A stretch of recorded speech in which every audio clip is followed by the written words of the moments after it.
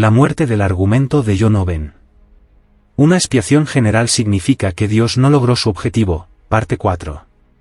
En el último vídeo, analizamos la admisión de Owen de que existe una distinción entre la obtención de bendiciones espirituales por parte de Cristo y la aplicación de esas bendiciones, que se otorgan con la condición de que la persona crea. La solución de Owen, utilizada para defender la expiación limitada, fue afirmar que la fe es una de las muchas bendiciones espirituales obtenidas por la muerte de Cristo. La fe misma, que es la condición de aquellos, en cuyo desempeño se conceden las bendiciones espirituales, que Él ha procurado para nosotros absolutamente, sin ninguna condición en absoluto. La fe. Esta fe se les da entonces incondicionalmente para que también puedan recibir el resto de las bendiciones espirituales. ¿Cómo entiende Owen la fe? En una obra separada, La doctrina de la justificación por la fe, 1677, Owen busca exponer el argumento de que somos salvos solo por la fe. La fe sola es de nuestra parte el medio, instrumento o condición, de nuestra justificación. Todos los profetas y apóstoles le enseñaron esto, y fueron enseñados a serlo por Jesucristo. Owen admite aquí que la fe es nuestra parte en la salvación, una verdad que enseñan los apóstoles, quienes la aprendieron de Cristo. En este tratado explora la respuesta a la pregunta, ¿qué es la fe salvadora?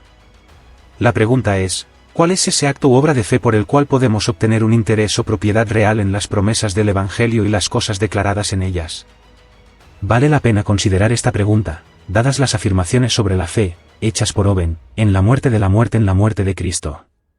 Para Owen, la fe es más que un asentimiento de la mente al Evangelio. Es más bien un acto peculiar del alma para la liberación. Este acto peculiar de nuestra alma es una confianza en Dios. Si todo lo que hemos dicho antes acerca de la fe puede comprenderse bajo la noción de un asentimiento firme y persuasión, sin embargo no puede ser así si tal asentimiento es concebible excluyendo esta confianza. Este acto de confiar es un acto del corazón. Creer es un acto del corazón. Es la aprobación y el consentimiento del corazón al camino de vida y salvación de los pecadores por medio de Jesucristo. La confianza es también un acto de voluntad. Sin un acto de la voluntad, ningún hombre puede creer como debe. Venimos a Cristo en un acto de la voluntad.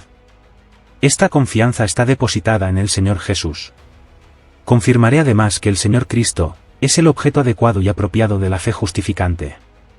Esta descripción de la fe, articulada a lo largo de los 2 primeros capítulos de la doctrina de la justificación por la fe, como nuestra confianza en Cristo, proporciona una buena respuesta a la pregunta planteada por John Owen, ¿qué es la fe salvadora? ¿Qué piensa Owen sobre la fe temporal? Como parte de la respuesta a la pregunta original, Owen considera también cómo podría ser una fe que no conduce a la justificación. Algunos, cuando oyen la palabra, la reciben con gozo, creyendo por algún tiempo, pero no tienen raíces. Y la fe, sin raíz en el corazón, no justifica a nadie. Una fe que involucra la cabeza pero no el corazón no es una fe salvadora ni justificadora. Owen llama a esta fe una fe histórica y temporal, aunque acepta toda la verdad de la palabra, incluidas las promesas del Evangelio. Un asentimiento de la misma naturaleza y clase que el que los demonios se ven obligados a dar, se llama usualmente fe temporal, porque no es permanente contra todas las oposiciones, ni traerá a nadie al descanso eterno. Hay 2 maneras en que una persona puede comprender y aceptar la verdad del Evangelio, incluso si es temporal, según Owen. Motivos humanos y razón. Habilitado por la iluminación espiritual. Ambos conducen a un asentimiento que parece propio de un verdadero creyente, pero que no llega a ser una justificación. La convicción debe preceder a la fe salvadora. Al analizar la respuesta a la pregunta de qué es la fe, Owen insiste en que la fe genuina debe seguir a la convicción. La convicción de pecado es un antecedente necesario para la fe justificante. Esta convicción incluye la apertura de los ojos del pecador, para que vea la inmundicia y la culpa del pecado, y el cierre de la boca del pecador, que reconoce su necesidad de Dios. Owen señala 3 cosas importantes con respecto al asentimiento y la convicción. La primera, 1, es que una persona puede ser iluminada y asentir a las verdades del Evangelio sin convicción. La segunda, 2, es que una persona puede tener los ojos abiertos y ser convencida sin que este acto siempre resulte en una fe salvadora. El motivo de esto no es que con ello un hombre será severamente justificado, sino que sin esta convicción no puede serlo. Finalmente, 3, una fe salvadora genuina siempre tendrá una aceptación de la verdad y una convicción de pecado que preceden a la confianza del corazón en Dios. ¿Cuál es el propósito de Dios al permitir la fe temporal? Las opiniones de Owen sobre la fe temporal plantean una pregunta interesante. ¿Puede una persona tener una fe histórica / temporal o ser convencida de pecado sin recibir ninguna ayuda divina, gracia? Si no, entonces debemos considerar lo que un agente sabio y poderoso, como la Trinidad, pretendió y logró al dar esta gracia y nada más. Suponiendo una elección incondicional y una expiación limitada, ¿qué propósito buscó y obtuvo Dios al 1. Dar suficiente gracia a la persona no elegida para que pudiera ser convencida de su culpa y aceptar las verdades del Evangelio, mientras que 2. Retuvo la gracia adicional necesaria para permitir la aquiescencia del corazón que resulta en la salvación? Sí, en cambio, respondemos que sí, afirmando que no se necesita ninguna ayuda divina, gracia, para que ocurran estas dos cosas. Entonces uno admite que las personas pueden ser convencidas de su pecado sin la obra del Espíritu y que las personas pueden entender y aceptar intelectualmente el Evangelio sin ninguna ayuda divina. Al señalar esto, recuerde que una parte importante del caso de Owen se basa en evaluar la sabiduría y el poder de un agente en función de si sus acciones logran lo que pretendían, ver parte 1. ¿Qué significa para Dios obtener la fe por medio de la cruz? Con esta comprensión de la fe, ahora debemos lidiar con las dos premisas de Owen. La fe se adquiere para nosotros y se nos da a través de la muerte de Cristo.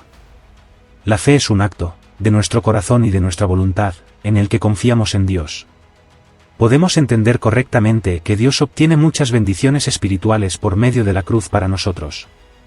Estos son algunos de los regalos maravillosos que se prometen. Él nos califica para compartir la herencia. Él nos traslada al reino de su Hijo. Él nos perdona y cancela nuestra deuda. Él nos absuelve para que seamos santos y sin mancha. Él nos adopta en su familia. Él nos reconcilia consigo mismo. Él paga el rescate para que podamos ser libres. Todos estos dones nos son dados bajo la condición de la fe. Dios hace esto al demostrar que es digno de confianza. Esto se hace cuando Dios hace y cumple sus promesas y cuando trata con gracia a los pecadores cuando estos hacen caso a sus advertencias. Pero, el hecho de que Dios sea digno de confianza no significa que yo tenga que confiar en Él. Dios puede darme la capacidad de confiar en Él. Por medio de la obra del Espíritu, Dios puede iluminar mi mente para que comprenda las verdades del Evangelio. Puede acercarme a Él y abrir mi corazón para que pueda creer. Puede convencerme de mi pecado y de mi necesidad de un Salvador. Pero, el hecho de que Dios me ilumine y me convenza no significa, como incluso Owen admite, que yo tenga que confiar en Él. Darme razones para confiar en Él y la capacidad de confiar en Él no es lo mismo que decir que Dios me da confianza en Él. La confianza, como el amor y el respeto, está dirigida a alguien o algo. Solo nosotros podemos ejercerla. No se puede hacer por nosotros. Cuando nuestra voluntad está más influenciada por la gracia, sigue siendo nuestra voluntad. Y si lo que hace nuestra voluntad no es voluntario, y si voluntario no significa libre, ¿de qué estamos hablando? C.S. Lewis. Si Dios nos da la fe como un don, ¿en qué sentido es esta confianza un acto de nuestro corazón y de nuestra voluntad?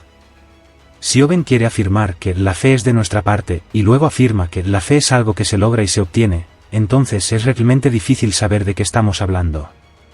¿Cómo sería utilizar una terminología similar para explicar el don de la adopción, obtenido por Cristo, de esta manera? ¿Decimos que el hecho de que Dios nos conceda la adopción es un acto nuestro que fluye de nuestro corazón y voluntad? Por supuesto que no. Sabemos que el acto de adopción fluye del corazón y la voluntad del adoptante.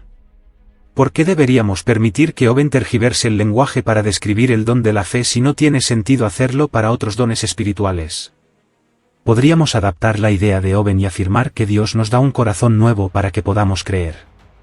Pero entonces la fe ya no es un regalo, sino que el corazón nuevo es el regalo de Dios para nosotros. Esto tiene mucho más sentido si consideramos que la fe es un acto de nuestro corazón y de nuestra voluntad. Ahora bien, si definimos este nuevo corazón como nuestra naturaleza liberada para tener la capacidad de confiar, entonces, parece razonable preguntar, ¿por qué nuestro nuevo corazón debe resultar absolutamente en nuestra confianza en Dios? ¿Es capaz el nuevo corazón de resistir la voluntad de Dios después de creer? Si no, entonces, consideremos la paciencia y la impaciencia. la paciencia es algo que Dios desea que cada uno de nosotros tenga, Efesios 4, 2, y la hace posible por el poder del Espíritu, Gálatas 5 y 22, Colosenses 1 y 11. ¿Qué sucede cuando un creyente es impaciente?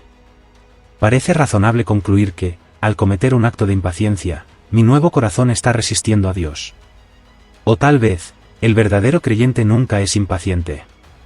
Sí, en cambio, respondemos que sí, el nuevo corazón puede resistir la voluntad de Dios después de creer. Entonces, ¿por qué no puede resistir la voluntad de Dios antes de creer? ¿Es Dios más o menos soberano cuando nuestro nuevo corazón resiste su gracia antes de creer que cuando lo hacemos después? Que el lector juzgue.